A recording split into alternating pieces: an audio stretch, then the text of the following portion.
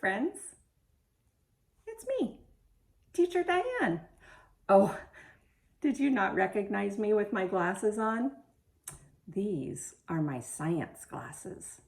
Scientists like to wear them to keep their eyes safe when they're doing experiments. And since today we're going to do some science, I thought I better wear my safety glasses. Maybe you have some glasses at home too and you could go get them. Do you have some sunglasses or other kinds of glasses?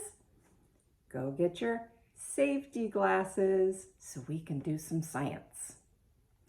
This week, we're talking about airplanes. Have you ever thought about how does a big, heavy airplane stay up in the sky? It's a very complicated process, but partially it's about airflow.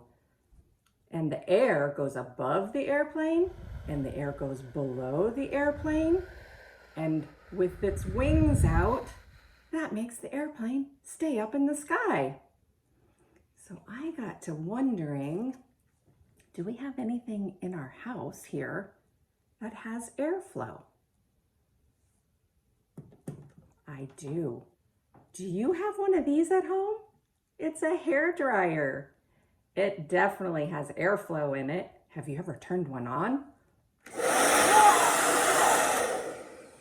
It definitely has airflow in it.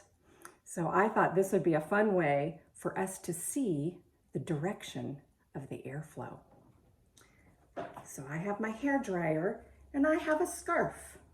And I think this would be a fun way for us to see which direction is the air flowing.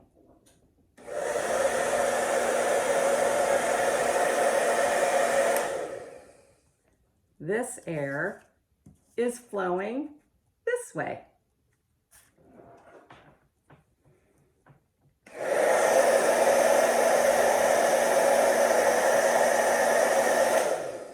This time, the air was flowing this way.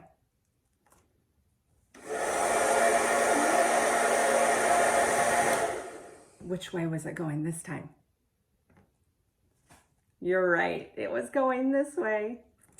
So I thought of a fun game that we could do with a ping pong ball and our hairdryer for airflow. If you have a ping pong ball, let's try putting it on our hairdryer and see if we can make it go up in the air.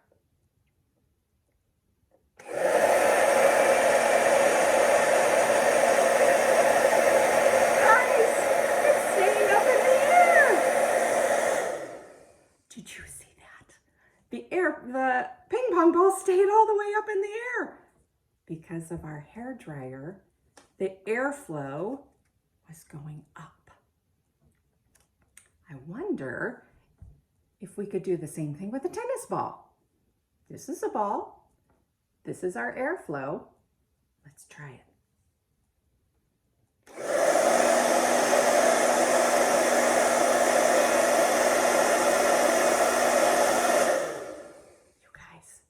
The tennis ball was not going up in the air like the ping pong ball. The tennis ball is too heavy for the hairdryer.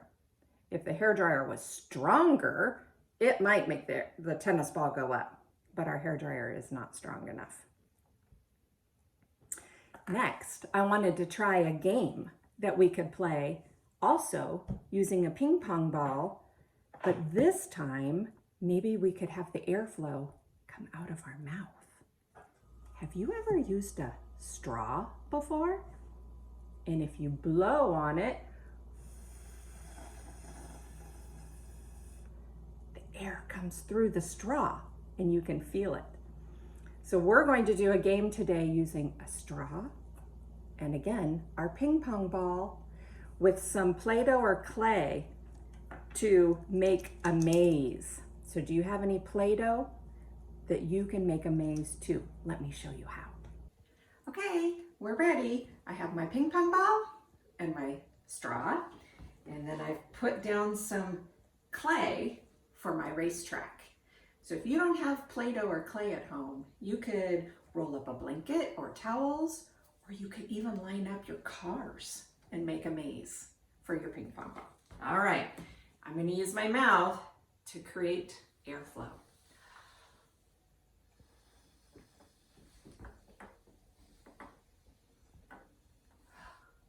Did you see that? My airflow was making the ball go this way. If you don't have a ping pong ball, you could also just try a piece of paper. Let's see how that works.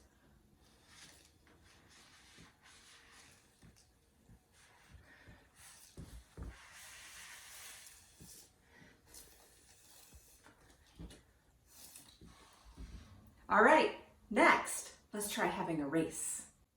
All right, so we're set up for a race. And if you don't have a buddy or a sibling at home, you can do this all by yourself. I have two different balls. I have orange and purple. Let's see which one's going to win.